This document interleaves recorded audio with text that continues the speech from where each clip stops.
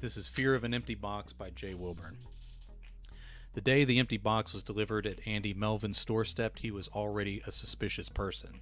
Maybe others were suspicious of him, but whether that was true or not, he suspected everyone and everything from the heads of deep state on down to his own neighbors, family, and a few friends he still had left. Pardon me, I'm sorry, getting all choked up. Andy grew more and more reclusive with time and had started ordering everything online to avoid leaving his house or interacting with people more than was absolutely necessary. He wasn't crazy, not before that delivery day at least. Andy himself would tell you he wasn't crazy. He was cautious. I might do a semicolon there. That might make sense in that case. You always got to throw in one semicolon every once in a while to make people think you're smart. Alright, he did not believe 9/11 was an inside job. He believed in the moon landing. He didn't like most election results and never saw a politician he didn't distrust, but he believed the winner really won each time. He had his suspicions about the death of Kennedy, but if he were ever pressed on it, he would say Oswald was the most likely shooter. For Andy, it all came down to Occam's razor. The simplest explanation was the most likely. So the problem with conspiracy theories, in his opinion, before that box was delivered at least, was that they weighed down with their own complexity. Complexity required competence, and most disasters in life were greatly tied to incompetence. Other people were stupid and mean, but mostly just stupid. Then that fucking box arrived. Alright, I think I need to lowercase that. Okay. It felt light. It was a medium-sized package, which eliminated most of his usual deliveries. He had reached a point where he couldn't guess what was in any one box that arrived because he ordered so much shit now. It was like he was always giving himself presents, but his bank accounts suffered for the ease of impulse buying. Still, most of what he had delivered were groceries, household products, and then smaller packages that usually ranged from books to spare parts. Book mail was easy to spot because it usually came in bubble packaged envelopes. Small things came in small boxes unless they were packed together. He ordered... Alright, let me change the tense on this verb. Okay, he ordered stuff individually and so quickly that the online... I need to add a word in here because this is confusing. No, that doesn't even help.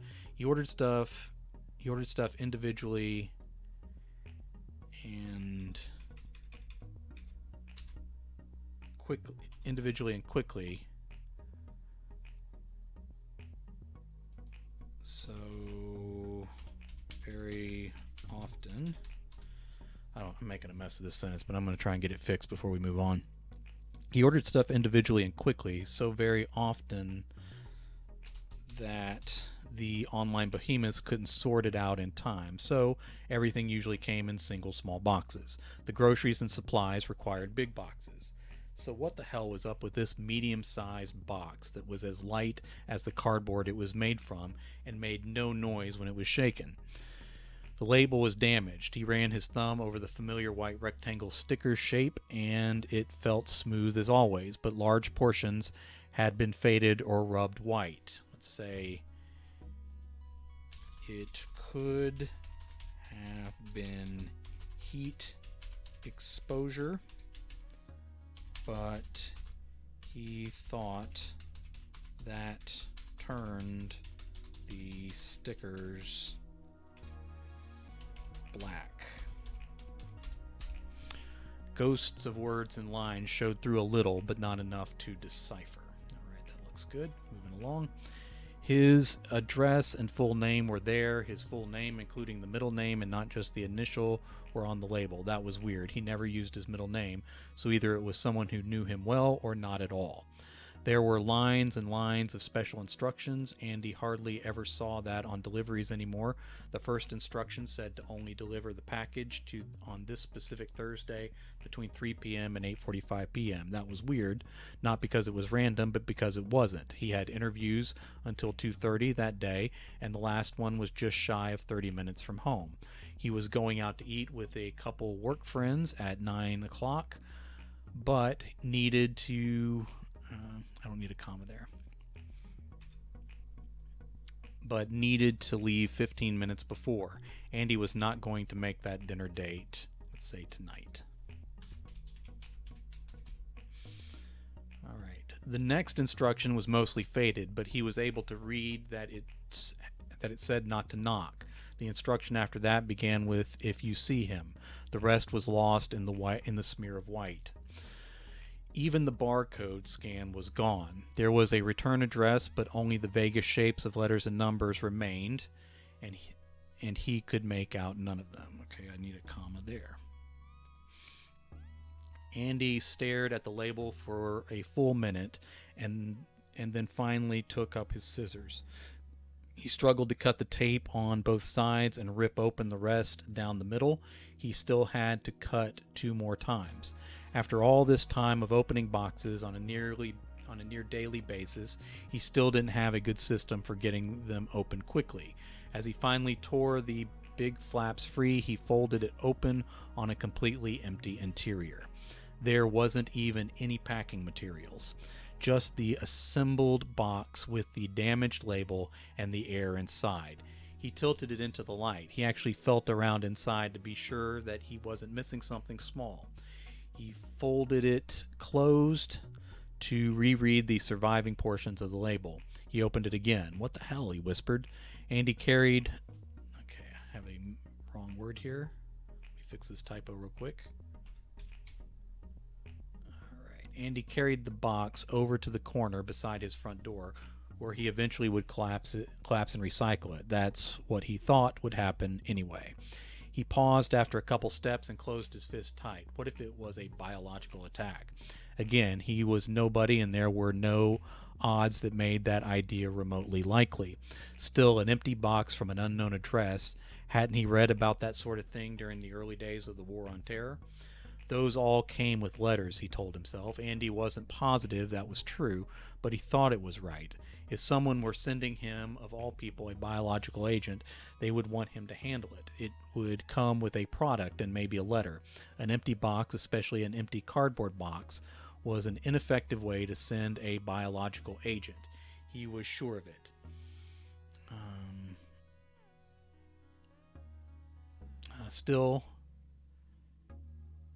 Still, was his throat getting tight? Was he sweaty? Did he feel faint? He thought he was feeling all those things, but he was also freaking out. He went to his computer. He fought the temptation to look up symptoms of anthrax or West Nile virus. Instead, he opened his recent orders. They had just screwed something up and mailed the box without his order in it. Okay. He thought about radiation and felt itchy sweat under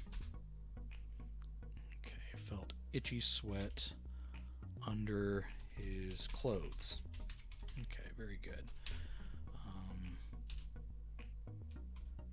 That might explain the faded label.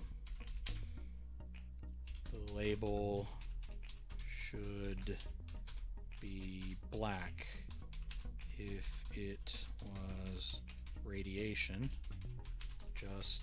Okay, let me put a comma there.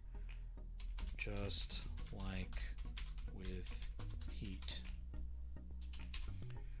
Radiation had to stick to something, though.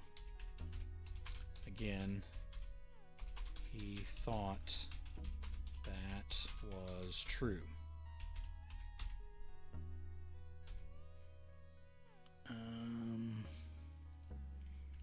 Shaking his head to clear it.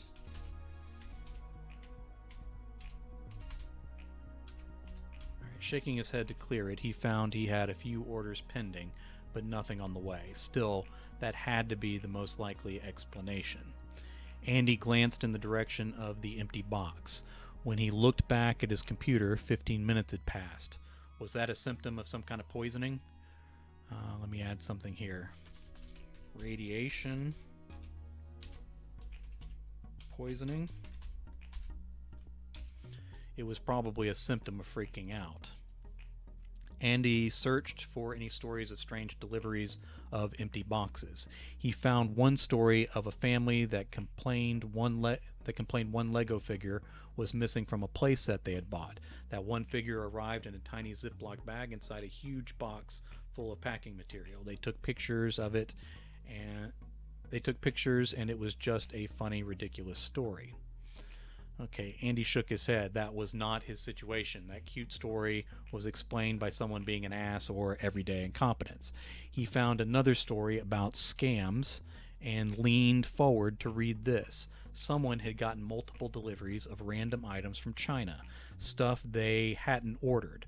It turned out this scam was used to write fake reviews of the item from a confirmed purchase. Nothing really hurt the people getting the odd deliveries. There were several stories like this, but nothing about empty boxes. He searched several other word combinations, but came up empty.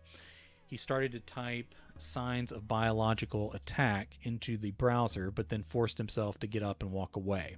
Andy found himself standing over the empty box, the light cast down inside just right to show the crisp, clean insides. There wasn't even any dust.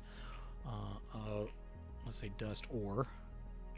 Got a little typo there. That's what the editing block is for. Alright, dust or bits of cardboard from imperfections. Did I misspell that word? Imperfections. Yes, I did. In the box or from the warehouse.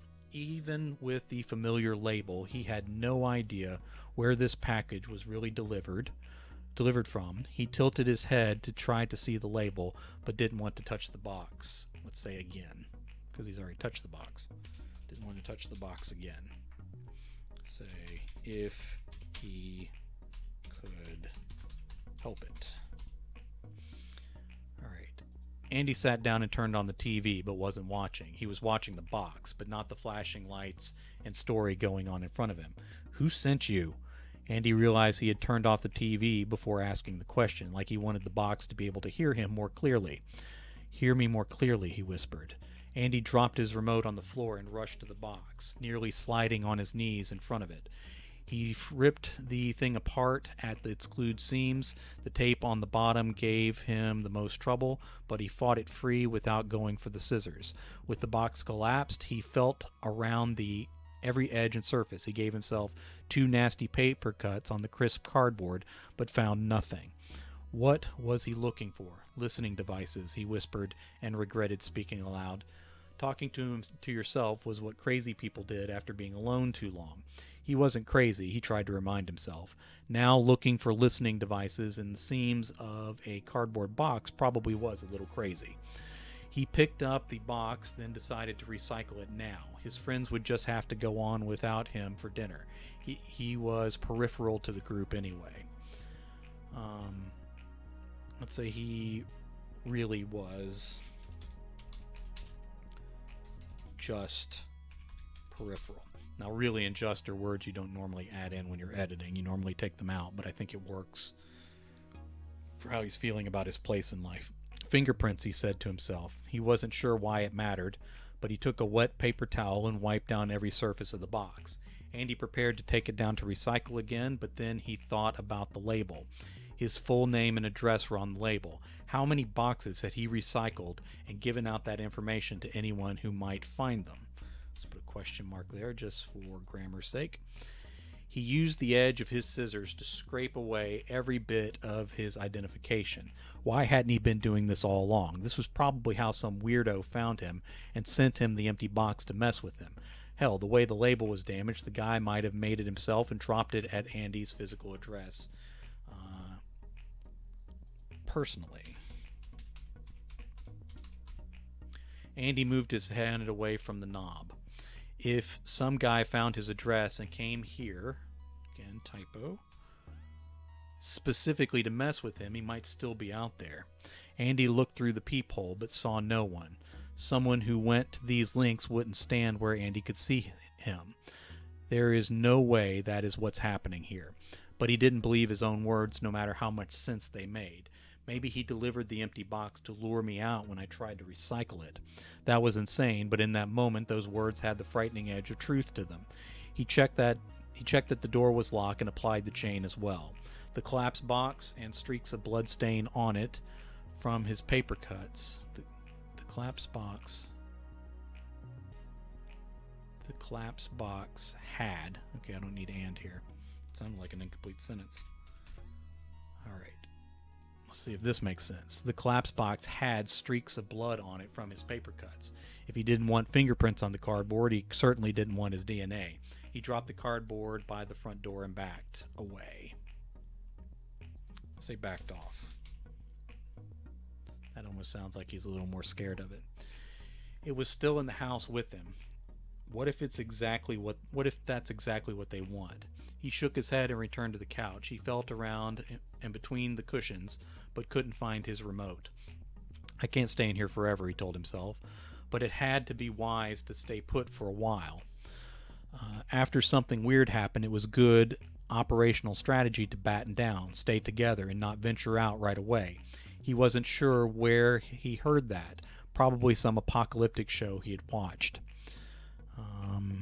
He wasn't together. He was alone. He thought about which friends he knew well enough to invite over in a circumstance like this. He found the short list was depressingly short. What would he say if there was someone? I wanted you here because someone delivered an empty box and I think they might be trying to murder me. And Andy shook his head at himself. Out loud he said, I thought someone might be waiting outside my house, so I wanted you to come over so they could get you first. He actually laughed at that. He'd just stay in tonight and things would be fine in the morning, or a day or two after that. Why would morning or the day after tomorrow be any better? Maybe he didn't want to be here at all. I can't stay in here forever. But was that true? Okay, let me put a question mark there.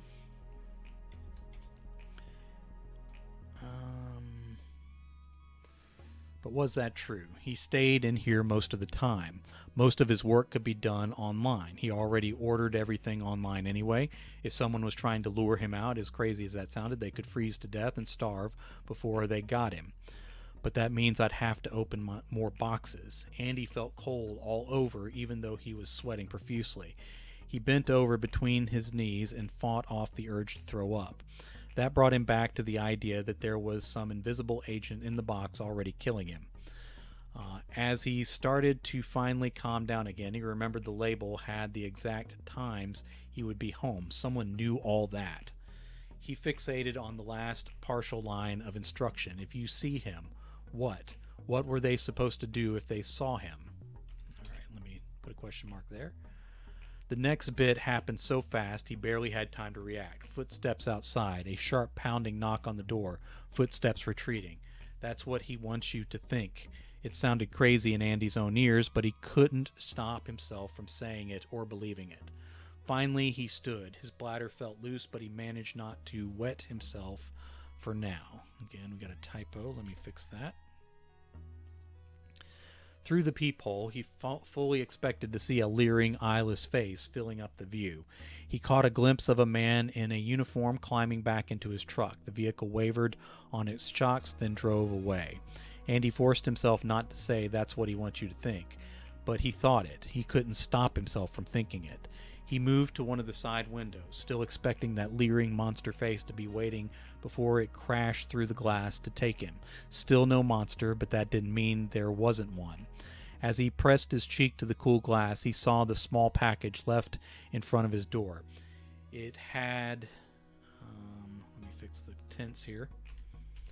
It had a white label with black letters, numbers, and lines he couldn't read from the window.